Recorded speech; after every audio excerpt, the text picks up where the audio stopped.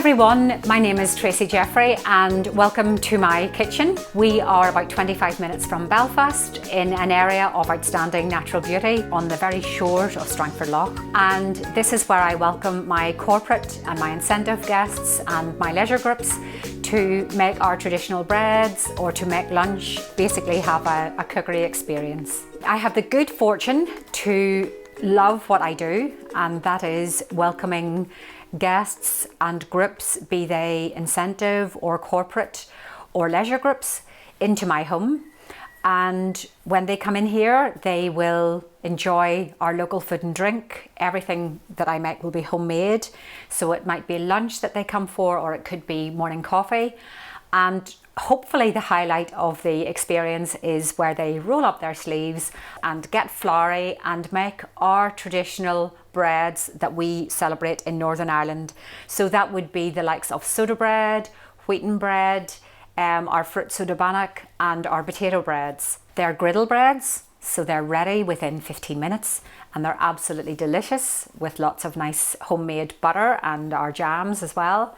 We all sit round the table, the big Farmhouse Kitchen table, and enjoy local homemade produce, homemade by me, local to this area. All of the ingredients are sourced within maybe a 10-mile radius of my home. And that's my experience, which is called Tracey's Farmhouse Kitchen. Today I am going to do a little bit of making 15s. And 15s would be very much a Northern Irish sweet treat. It's totally local to Northern Ireland. And the reason why they're called 15s, nothing too mysterious about it, is that there are 15 of each ingredient. So it's actually really very easy, and it's a process of just bringing the ingredients together, mixing them up, putting them into the fridge for a couple of hours, and they're ready to eat. So we have got 15 digestive biscuits. So these are the biscuits that we use. You could actually use ginger nut biscuits or oatmeal biscuits, or really any biscuits that you like to eat in your own home. So what I have done with my biscuits is I have just put them into my food processor and whizzed them for a couple of minutes and got a lovely crumb from them. You could use a rolling pin and just kind of bash them about in a freezer bag, and that would do the same thing for you. Okay, so in they go. Next, we're going to need the little glacé cherries, the sweet cherries. So you know at Christmas you would use these and put these into a Christmas cake. Again, I have just chopped these probably into quarters. And I have, guess what, 15 of them. Okay, so in they go into the mix. And when I've added those, I'm going to just mix them around a little bit to try and get them coated in the crumb as much as I can. What I don't want is that they all kind of glue together and then they're kind of in lumps, if you like, in the 15s. I'm happy enough with that. So there they are, nicely mixed in, okay? Got a little bit of sweetness in here for sure. And then what I'm going to do is I'm going to add marshmallows.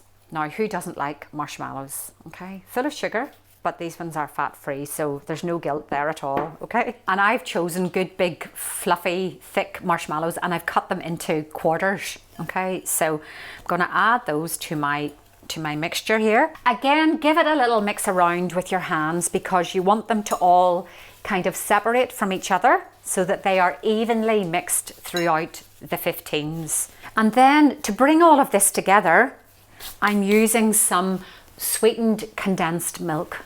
Okay, so it's definitely a sweet hit for sure. It's a very thick, gloopy kind of a mixture or a consistency. I'm not using a full tin. I'm using about 3/4 of a tin for this, okay? You can add more if you feel you need it, but I don't want the 15s to end up being very wet, okay, and soggy. So I'm just going to mix that in and try to get my digestives and my marshmallows and my cherries as well mixed into the condensed milk as I can. Okay, so don't worry about being quite kind of forceful with this because we're not there won't be any problems there. It'll actually help it. You really want it to be as well coated as you possibly can. I think that's it. I'm just going to to show you now, kind of. So it's got quite a wettish mixture at this stage. And when you have got your mixture ready, just take your, I've used here parchment paper. So greaseproof paper, parchment paper, any of those are perfect. And cut yourself a good long strip of it.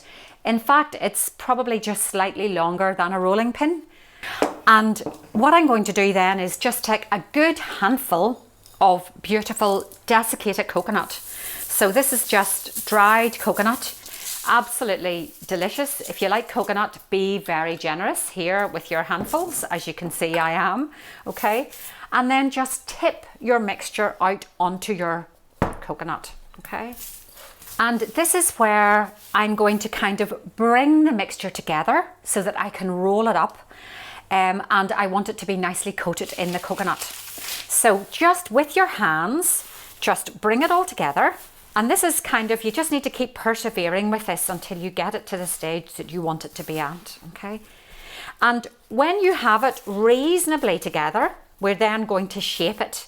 But before we do that, I want to put some more on top as well. So just go ahead and coat it nicely with your coconut. Don't be worried, you could never have too much coconut.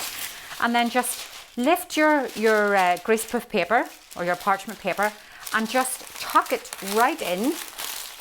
Okay, so just tuck it right in on each and every side and then start to roll it. Okay, tuck your sides in, only because it will kind of spill out if you don't. And then roll it up, okay, as best you can. And I'm going to then just put it on a chopping board here. And what I'm going to do is put it in the fridge for about 2 hours or so. By that time, it will be all nicely brought together and it will be quite stiff. Take it out and leave it sitting at room temperature for about an hour before you're ready to cut it. And it will cut up into beautiful slices like this. Each 15 should really have a little bit of the cherries in it and the marshmallows sitting just in a bed of lovely biscuits and coated in coconut.